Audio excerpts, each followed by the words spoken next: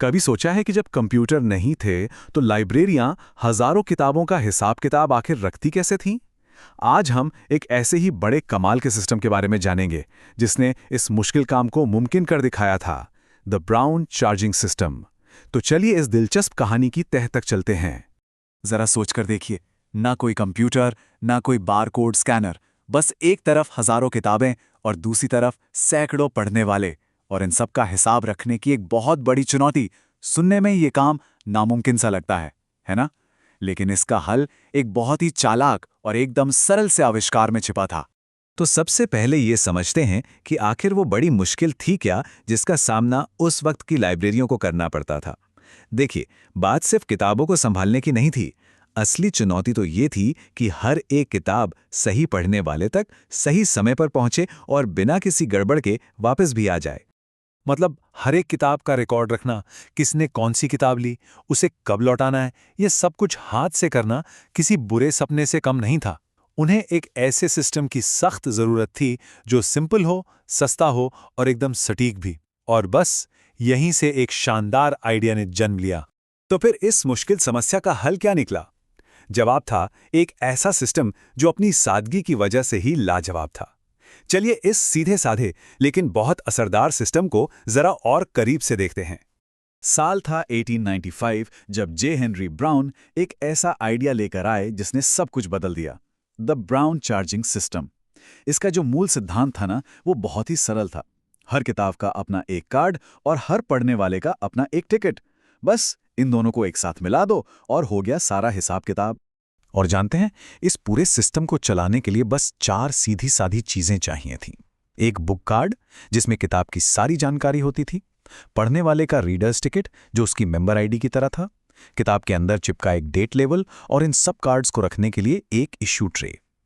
जरा सोचिए, बस इतनी सी चीजों से पूरा का पूरा सिस्टम चल रहा था। है ना ये कमाल की बात?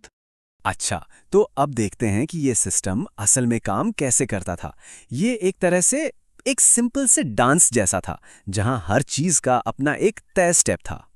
तो होता ये था कि जब कोई पढ़ने वाला किताब लेने आता तो लाइब्रेरियन किताब के अंदर से उसका बुक कार्ड निकालता और उसे उस व्यक्ति के रीडर्स टिकट के साथ जोड़ देता। ये समझिए, एक तरह की अस्थायी शादी हो गई। फिर इन दोनों जुड़े हुए कार्ड्स को एक साथ ट्रे में रख दिया जाता। ये इस बात का पक्का सबूत था कि भाई ये किताब अब इस इंसान के पास है। और फिर जब किताब वापस आती तो ये शादी खत्म हो जाती।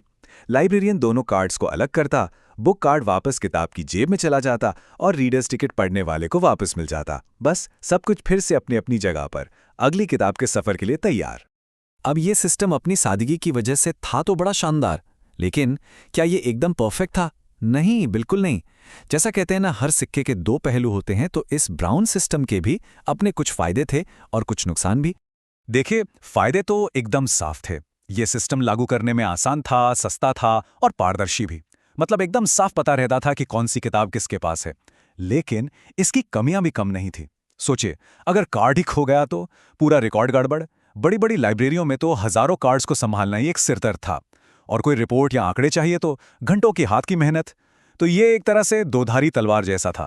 फिर भी उस जमाने के जो दूसरे सिस्टम थे, जैसे लेजर सिस्टम या नेवार्क सिस्टम, उनके मुकाबले ब्राउन सिस्टम कहीं ज्यादा आसान और सस्ता था।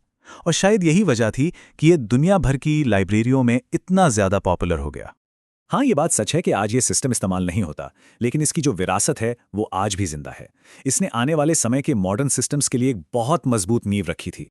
आजकल क्या होता है, एक बीप की आवाज आती है और पता चल जाता है कि किताब इशू हो गई है। ये उस पुराने जमाने की मोहर लगाने वाली प्रक्रिया से बहुत अलग लगता है, पर क्या यह सच में इतना अलग है? अगर गहराई से सोचें तो मूल आइडिया तो आज भी वही है, एक किताब को एक पढ़ने वाले से जोड़ना। जैसा कि कहा भी गया है, ब्राउन सिस्टम ने मॉडर्न सर्कुलेशन सिस्टम्स की नींव रखी। आज की जो टेक्नोलॉजी है वो बस उसी सरल से आइडिया को बिजली की रफ्तार से पूरा कर रही है। तो अगली बार जब कोई लाइब्रेरी में किताब स्कैन करवाएं तो एक पल के लिए उस सिंपल से कार्ड सिस्टम के बारे में जरूर सोचना चाहिए जिसने ये सब कुछ शुरू किया था। ये हमें एक बड़ी अच्छी बात याद दिलाता है कि कभी-कभी सबसे बड़ी और मुश्किल समस्याओं का हल सबसे सीधे साधे आइडियाज में ही छुपा होता है। सोचने वाली बात है ना?